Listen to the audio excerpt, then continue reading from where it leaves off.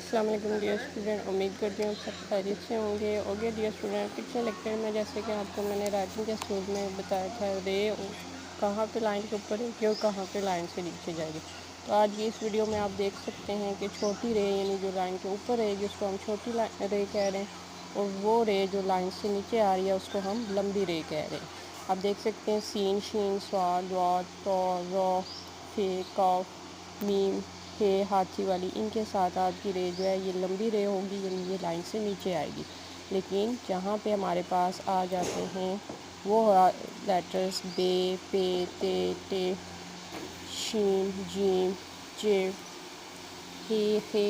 کیاف، golf, لام، نون اور پے، یہاں پہ ہماری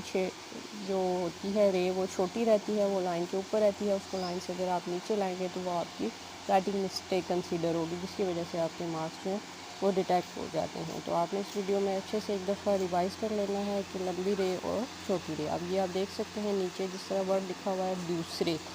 سین کے ساتھ رے کیا ہے؟ لمبی ہے۔ سر زمین، سین کے ساتھ رے ہماری لمبی رے ہوگی، لیکن اوپر دیکھیں کیاف لکھا ہوگا، کیاف کے ساتھ